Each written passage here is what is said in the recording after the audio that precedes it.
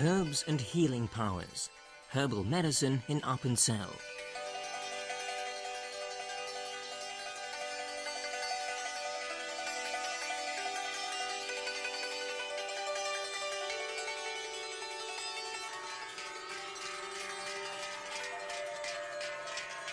In Appenzell, in the eastern part of Switzerland, the herbal expertise of the local people, built up over many centuries, is still very much in evidence today. The region is renowned far and wide as a place of healing.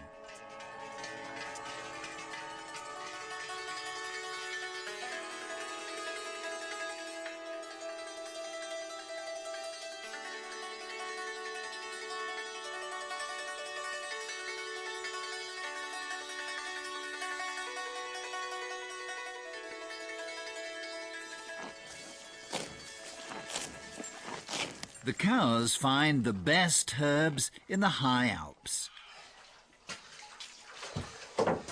Here we make milk as high up as 2,000 meters, say the farmers, and it's enriched through the power of the herbs.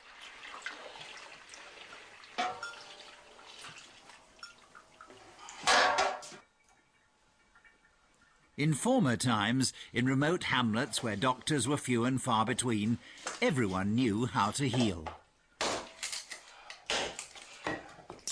Remedies were passed on from family to family, and a basic medicinal folklore grew out of their simple farming way of life.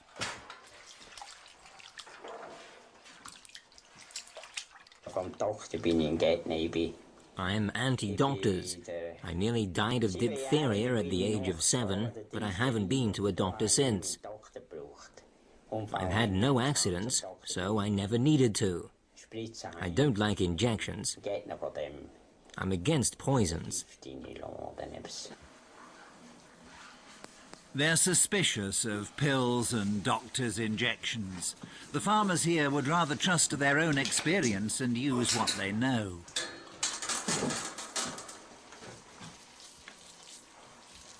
When milk curdles, the whey separates from the curd, which is later compressed into cheese. Whey is an old natural remedy advocated by Hippocrates himself in ancient Greece.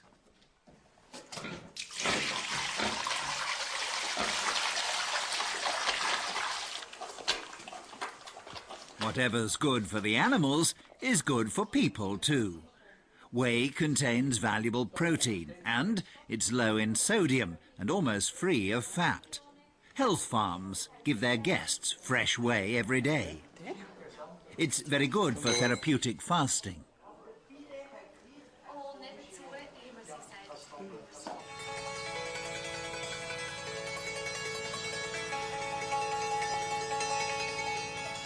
This is the home of a farming family who prefer not to meddle with nature. Anything that finds a niche is free to grow around their house and farmyard. Hildegard Fuchs dries the flowers and grasses from the hay and uses them for warm, moist compresses to relieve stomach aches and bladder infections. Emil Fuchs says his deep love of nature made him an organic farmer from the very start. If his animals fall ill, he cures them with herbal remedies. For his family, he uses whatever's growing on his own land.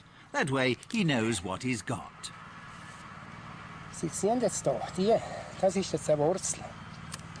Our name, Blutwurz, or bloodroot, for this herb, tormental, probably comes from the reddish colouring of its roots.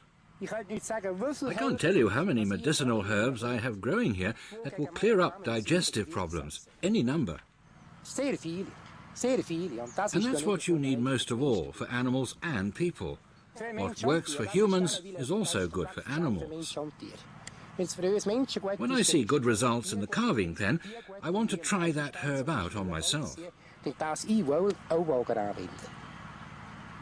Emil Fuchs raises calves. For 20 years he's been giving them herbal teas for their ailments, meadowsweet for colds and tormental for diarrhea. Only a smallholder could afford to use natural remedies in the cowshed. He can't see himself brewing a tisane, a herbal tea for 50 or 100 calves, and then giving it to each of them individually.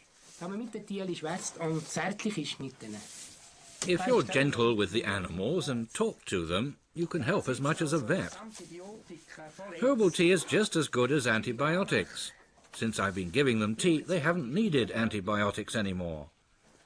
It's a natural product that does no harm, and that's very important, especially for the quality of the meat.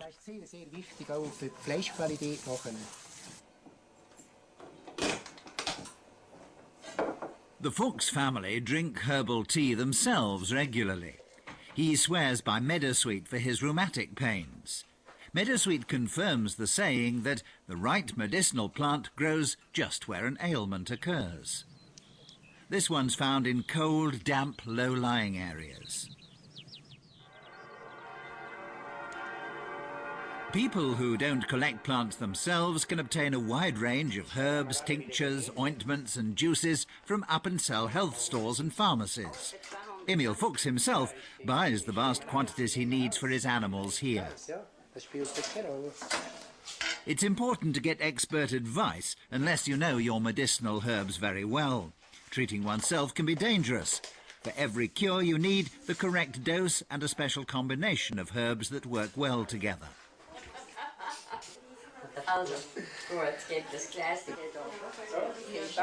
A tonic of bitters, too, contains all manner of herbs for bodily ills, but none to fend off death. In 1597, the canton of Appenzell was divided into two halves, Catholic and Protestant. While the Catholics of Appenzell Innerrhoden continued to trust in God's natural pharmacy, meadow herbs and the power of faith and prayer, the Outerrhodeners took a more secular approach and, using a wide range of new techniques, developed a modern school of herbal medicine now known as phytotherapy. Plants are distilled, substances isolated and active constituents analysed, but these studies never reveal more than a part of a herb's overall effect. To see and understand their whole healing power, you need the sensitivity of an experienced herbalist.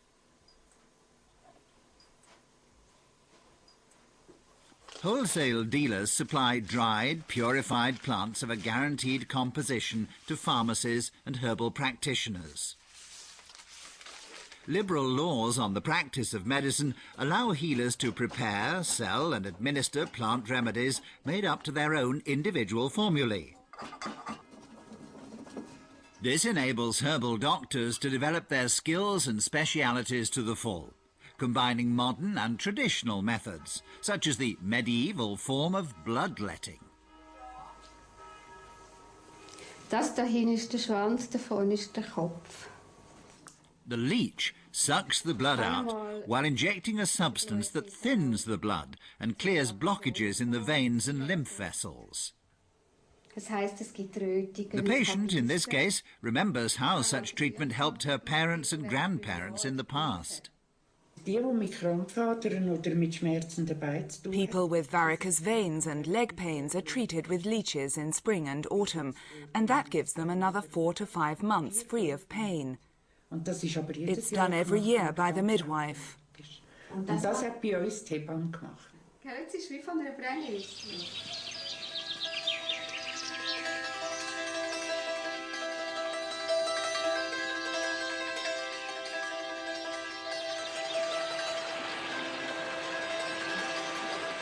Nature is an open book in which everything is written, say the herbalists. They can read the wordless language of the healing plants and understand their nature intuitively. It's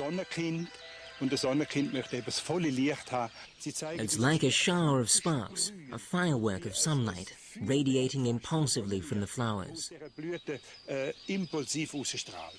The petals are like the ancient symbol of the sun, a wheel turning, breathing in and absorbing the light.